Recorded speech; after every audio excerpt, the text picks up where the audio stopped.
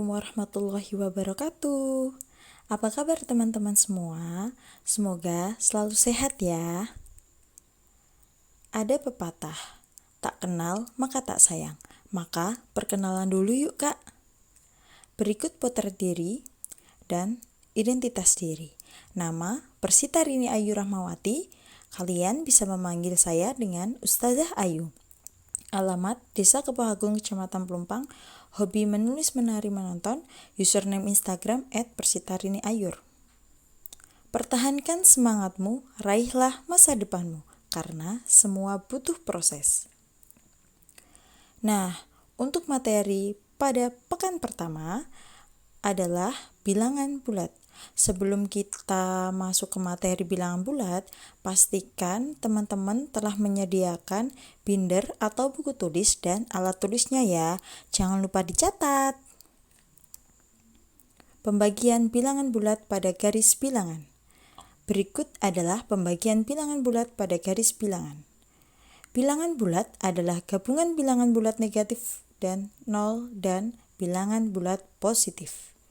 Nah, bisa teman-teman lihat bilangan bulat negatif adalah yang bertanda merah atau dari negatif 1 ke arah kiri.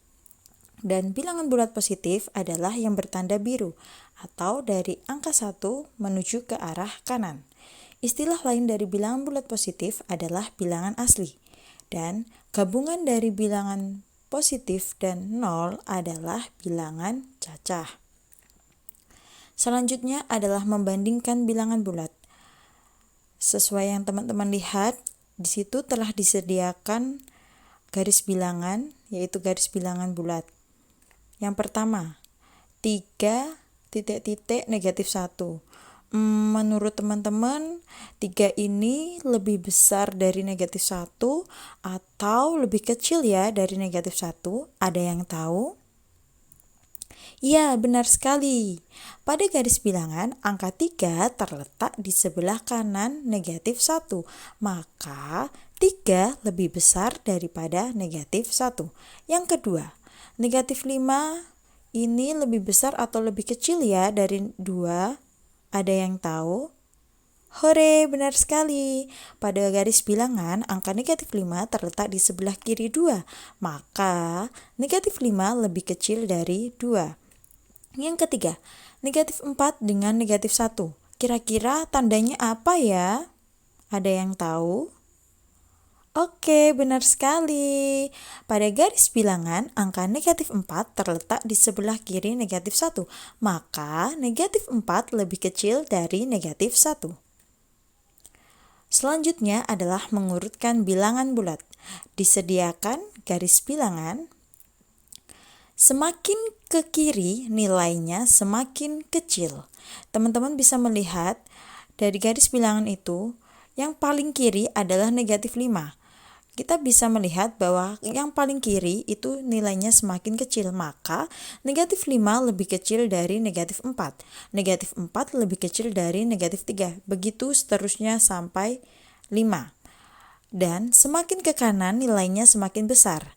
Kita bisa lihat di garis bilangan bahwa 5 lebih besar dari 4, 4 lebih besar dari 3, dan begitu pun seterusnya. Contoh, urutkan bilangan-bilangan berikut dari yang terkecil dan terbesar. Jawab, ukuran yang terkecil adalah negatif 5, negatif 4, negatif 3, negatif 2, negatif 1, 0, 1, dan 2. Urutan dari yang terbesar adalah 2, 1, 0, negatif 1, negatif 2, negatif 3, negatif 4, dan negatif 5. Selanjutnya adalah penjumlahan dan pengurangan bilangan bulat. Yang pertama, penjumlahan bilangan bulat. 3 ditambah 4 sama dengan 7. Jika kita tuliskan pada garis bilangan adalah sebagai berikut. 3 berarti dari angka 0 ke angka 3. Kita loncat 3. Lalu ditambah 4. Dari tanda 3, dari angka 3 kita loncat sebanyak 4 kali. Maka loncatan terakhir berhenti pada angka 7. Maka 3 ditambah 4 sama dengan 7. Selanjutnya, negatif 700 ditambah negatif 200 sama dengan negatif 900. Negatif 2 ditambah 5 sama dengan 3. Berikut adalah penjumlahan bilangan bulat pada garis bilangan. Bisa dilihat ya teman-teman. Oke, selanjutnya, sifat-sifat penjumlahan pada bilangan bulat. Nah, untuk sifat-sifat ini teman-teman bisa mencatatnya ya. Yang pertama adalah sifat tertutup. Sifat tertutup adalah hasil penjumlahan bilangan-bilangan bulat juga merupakan suatu bilangan bulat. Contoh, yang pertama, negatif 8 ditambah 5 sama dengan negatif 3. Negatif 3 juga merupakan bilangan bulat. Yang kedua, negatif 4 ditambah negatif 5 sama dengan negatif 9. Yang kedua, sifat yang kedua adalah sifat komutatif atau pertukaran. Apa sih sifat komutatif itu? Untuk sembarang bilangan bulat A dan B berlaku A ditambah B sama dengan B ditambah A. Contoh, nomor 1, negatif 4 ditambah 3 sama dengan negatif 1. Ini sama halnya dengan 3 ditambah negatif 4 sama dengan negatif 1. Contoh sifat-sifat selanjutnya yaitu ketiga, sifat asosiatif. Untuk sembarang bilangan bulat A, B, dan C berlaku A plus B plus C sama dengan A plus B plus C. Contoh yang pertama, negatif 3 ditambah 6 di dalam kurung ditambah 8 sama dengan 3 ditambah 8 sama dengan 11.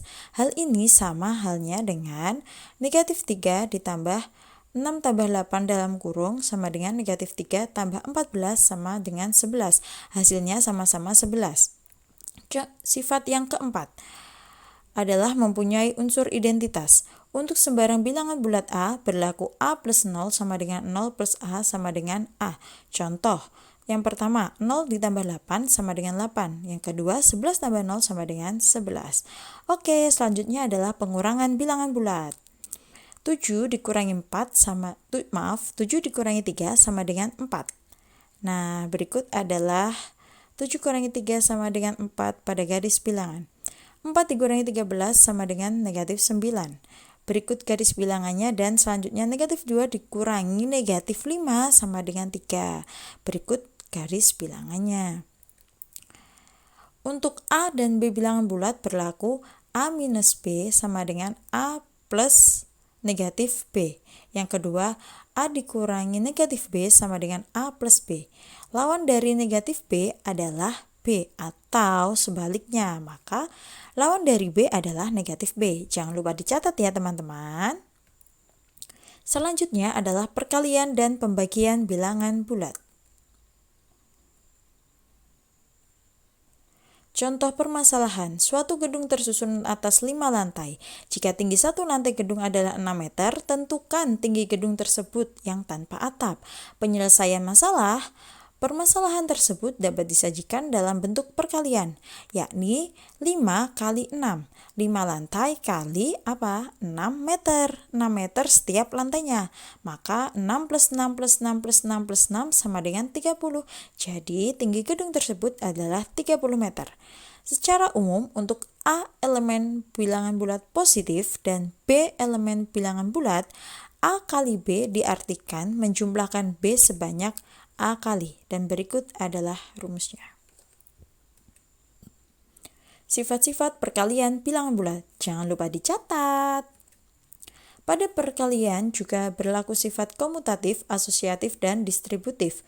Untuk sembarang bilangan bulat A, B, dan C berlaku 1. Komutatif atau pertukaran. Untuk setiap A dan B bilangan bulat berlaku sifat komutatif, yaitu A kali B sama dengan B kali A. Yang kedua, asosiatif atau pengelompokan. Untuk setiap A, B, dan C bilangan bulat berlaku sifat asosiatif, yaitu A kali B dalam kurung kali C sama dengan A kali B kali C dalam kurung. Yang ketiga, distributif atau penyebaran. Untuk setiap A, B, dan C bilangan bulat berlaku sifat distributif perkalian terhadap penjumlahan, yaitu A kali B plus C dalam kurung sama dengan A kali B dalam kurung ditambah A kali C dalam kurung. Sifat yang keempat adalah unsur identitas. Untuk setiap bilangan bulat A berlaku A kali 1 sama dengan 1 kali A sama dengan A. Contoh, 3 kali 1 sama dengan 3. Hal ini sama dengan 1 kali 3 juga sama dengan 3. Sifat yang kelima adalah perkalian dengan 0. Untuk setiap A bilangan bulat berlaku A kali 0 sama dengan 0. Contoh, 6 kali 0 sama dengan 0. Negatif 5 kali 0 sama dengan 0. Berapapun bilangan bulat itu, jika dikalikan 0 maka hasilnya adalah 0. Pengecekan sifat komutatif dan asosiatif pada perkalian. Bisa teman-teman perhatikan, bisa teman-teman screenshot atau catat ya. Selanjutnya, pengecekan sifat distributif pada perkalian terhadap penjumlahan. Teman-teman bisa pahami? Oke, lanjut. Tabel perkalian bilangan bulat tak nol. Jika bilangan pertama dan bilangan kedua positif, maka hasilnya juga positif. Bilangan kedua positif dan bilangan pertama positif dan bilangan kedua negatif, maka hasilnya negatif. Bilangan pertama negatif kali bilangan kedua positif, hasilnya negatif. Bilangan negatif dikali dengan negatif, hasilnya positif. Kesimpulannya adalah hasil perkalian dua bilangan bertanda sama, baik itu sama-sama positif atau sama-sama negatif, hasilnya adalah bilangan positif. Dan hasil perkalian dua bilangan berbeda, hasilnya adalah bilangan negatif. Bisa teman-teman catat ya. Selanjutnya adalah tabel pembagian bilangan bulat tak nol. Bisa teman-teman catat juga. Oke, selanjutnya adalah aturan operasi hitung campuran. Apabila kita akan melakukan operasi hitung, maka gunakan aturan-aturan berikut ini ya. Yang pertama, perhitungan di dalam tanda kurung dikerjakan terlebih dahulu. Contoh, 9 kali 1 ditambah 3 sama dengan, maka 1 ditambah 3 kita jumlahkan terlebih dahulu. Sama dengan 9 kali 4 sama dengan 36. Yang kedua, perkalian dan pembagian itu setingkat. Penjumlahan dan pengurangan itu setingkat. Operasi hitung yang setingkat dikerjakan secara berurutan dari kiri. Contoh, nomor 1, 5 kali 4 bagi 2. Perkalian dan pembagian adalah setingkat, maka kita kerjakan dari kiri. Jadi, kita kalikan dulu 5 kali 4 sama dengan 20, baru kita bagi 2 sama dengan 10.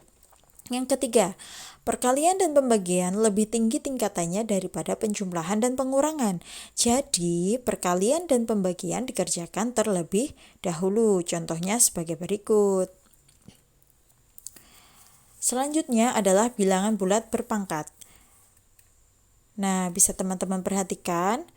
Di situ telah disediakan bentuk perkalian 2 kali 2 kali 2 sebanyak 3 kali, maka bentuk pangkatnya adalah 2 pangkat 3.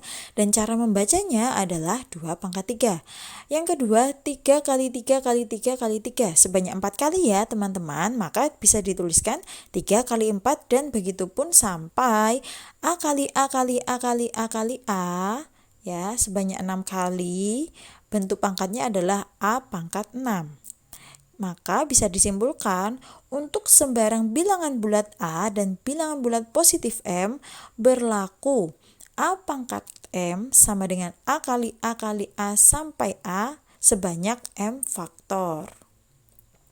Oke, kita lanjut ke contoh soal beserta pembahasannya. Teman-teman masih semangat ya? Contoh soal 1 dan pembahasan. Sebuah kantor berlantai 30. Seorang karyawan mula-mula berada di lantai 4 kantor itu. Karena ada suatu keperluan, ia naik 18 lantai.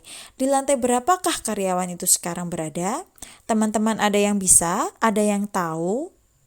Oke, benar sekali. Kita langsung buka ya jawabannya. Karyawan mula-mula berada di lantai 4. Lalu karyawan itu naik 18 lantai. Artinya posisi karyawan mengalami kenaikan atau ditambah, yaitu 18 lantai dari posisi awal. Didapatkan 4 ditambah 18 sama dengan 22. Maka karyawan itu sekarang berada di lantai 22. Contoh soal yang kedua dan pembahasannya. Pada percobaan fisika, seorang siswa melakukan pengukuran suhu pada sebongkah es. Suhu es tersebut mula-mula negatif 5 derajat. Setelah dipanaskan, es tersebut mencair berubah menjadi air yang bersuhu 3 derajat. Berapakah kenaikan suhu es tersebut hingga menjadi air? Pembahasannya, suhu es mula-mula negatif 5. Setelah dipanaskan, es berubah menjadi air yang bersuhu 3 derajat. Maka didapatkan 3 derajat Celcius dikurangi negatif 5 derajat sama dengan 8 derajat. Nah, ketemu negatif bertanda positif, maka kenaikan suhu es tersebut hingga menjadi air adalah 8 derajat. Contoh soal ketiga dan pembahasan. Suhu sepotong daging beku ketika dikeluarkan dari lemari pendingin adalah negatif 9 derajat. Saat dimasak, suhunya naik 96 derajat. Ketika dihidangkan, suhunya turun 21 derajat. Suhu daging tersebut pada saat dihidangkan adalah, langsung ke pembahasan. Suhu sepotong daging mula-mula adalah negatif 9 derajat, maka bisa kita tuliskan negatif 9. Saat dimasak, suhu naik. Karena suhunya naik, maka kita ditambah dengan 96 derajat. Ketika dihidangkan, suhu turun 21 derajat. Karena suhu turun, maka kita kurang 21 derajat. Didapatkan hasil 66 derajat. Maka suhu daging saat dihidangkan adalah 66 derajat. Contoh soal keempat dan pembahasan. Diketahui aturan tes masuk ke suatu SMP adalah jawaban benar diberi nilai 4, jawaban yang salah diberi nilai negatif 2, dan tidak menjawab diberi nilai 0. Jumlah seluruh soal adalah 50 soal. Pertanyaannya, yang pertama, berapakah nilai tertinggi yang dapat diperoleh? Yang kedua, berapakah nilai terendah yang dapat diperoleh? Pembahasan, nilai tertinggi diperoleh jika 50 soal yang dijawab adalah benar semua. Maka didapat 50 kali skor jawaban benar sama dengan 50 kali 4 sama dengan 200. Yang kedua, nilai terendah diperoleh jika jawaban dari 50 soal adalah salah semua.